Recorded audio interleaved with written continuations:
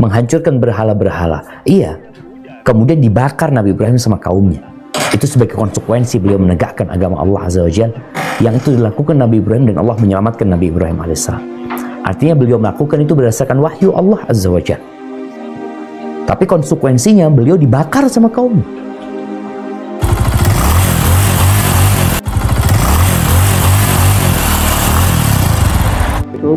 Warahmatullahi wabarakatuh. Waalaikumsalam warahmatullahi wabarakatuh. Ahlan wa sahlan. Bertanya Ustadz, Tafadhal. baru-baru ini diberitakan ada ikhwan yang menendang sesajen yang diletakkan di Semeru dengan tujuan oleh yang meletakkan sesajen agar tidak terjadi musibah lagi.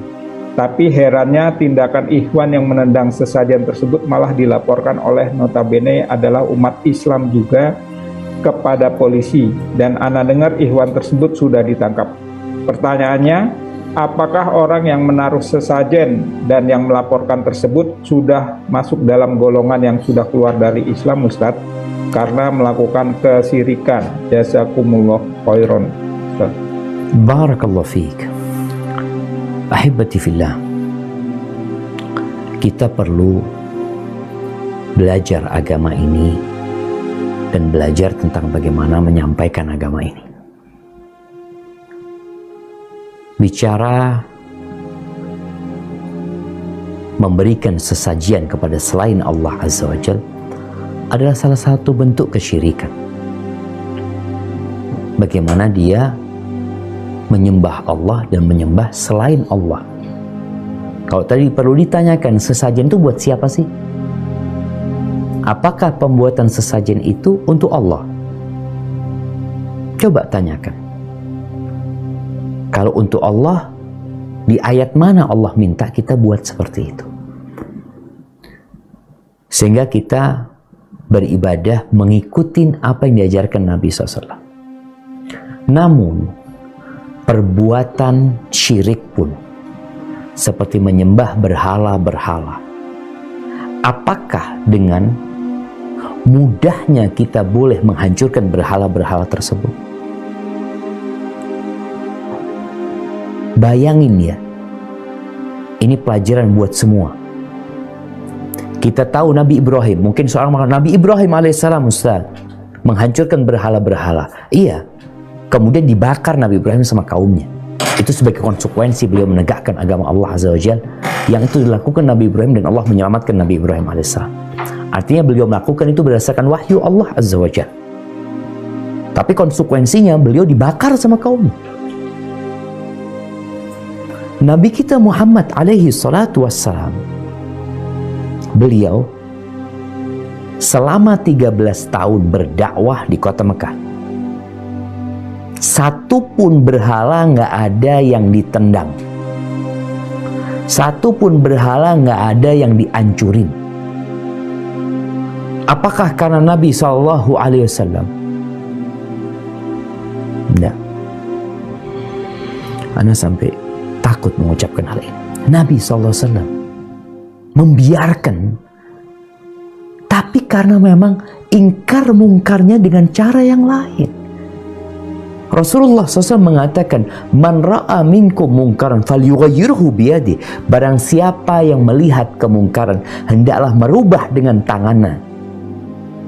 Fa in lam yastati fa bilisan. Kalau nggak mampu, maka dengan lisannya. Nabi nggak mampu merubah selama 13 tahun. Satu pun nggak ada patung yang dihancurin. Umar bin Khattab radhiyallahu taala anhu, seorang yang begitu tegasnya, juga nggak ngancurin patung-patung yang ada di Ka'bah.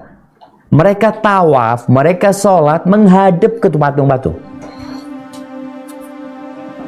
Di sini kita perlu belajar tentang bagaimana cara mengingkari kemungkaran, walaupun itu sebuah kesyirikan yang nyata, seperti patung-patung dan berhala itu. Abu Bakar Siddiq, seorang yang cinta dengan kebenaran, juga tidak ikut menghancurkan sama sekali. 13 tahun, bayangin. Gimana Nabi SAW sabar. Terus, apakah itu namanya membiarkan kemungkaran? Tidak. Kan syarat mengingkari kemungkaran dengan tangan itu kalau mampu, nggak mampu dengan lisan. Disinilah tugas Nabi SAW 13 tahun berdakwah dengan lisannya. Baik, kita lanjutkan. Setelah Nabi SAW hijrah ke kota Madinah, Nabi SAW sempat balik ke Mekah pada tahun ke-6. Tahun ke-6 itu beliau mau umroh, tapi nggak bisa umroh, dihalangi. Kenapa? Karena kota Mekah di bawah kekuasaan orang-orang musyriki. Umat Islam nggak bisa masuk, nggak boleh masuk, nggak masuk. Apakah mereka maksa? Oh ini kita mau ibadah, nggak boleh masuk. Mereka baru masuk tahun depannya. Tahun ke-7 Rasulullah SAW yang sudah membangun masyarakat madani. Di situ ada umat Islam dengan kekuatan yang dahsyat, yang menyebabkan orang-orang musyrikin sebenarnya udah takut sama umat Islam. Takut mereka sama umat Islam. Buktinya mereka bikin genjatan senjata. Ini menunjukkan bahwa dua kekuatan ini telah seimbang. Mereka menuntut genjatan senjata. Taib, diterima sama Nabi SAW. Tahun ke-7 Nabi SAW masuk ke kota Mekah dalam rangka melaksanakan ibadah umroh. Umroh bukan melakukan yang lainnya. Ketika mereka berangkat ke sana melaksanakan ibadah umroh, 1.400 sahabat kira-kira jemaah. Tawaf 360 berhala ada di sana. Tidak ada satupun sahabat yang menghancurkan. Ini kemungkaran jelas di depan mereka.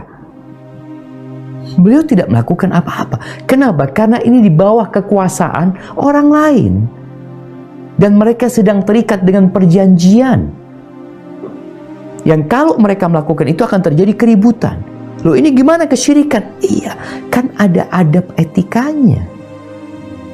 Bagaimana mengingkari dengan lisan, mendakwain orang-orang tersebut. Nabi terus mendakwain mereka, qulu la ilaha illallah, qulu la ilaha illallah.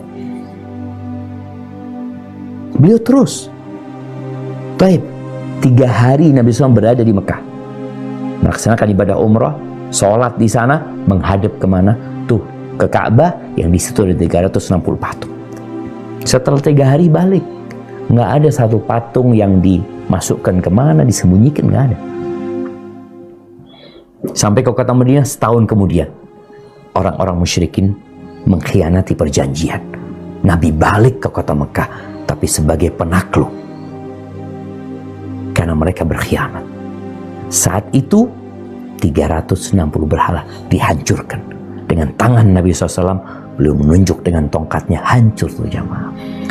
Jadi yang terjadi kemarin, inilah kurangnya hikmah.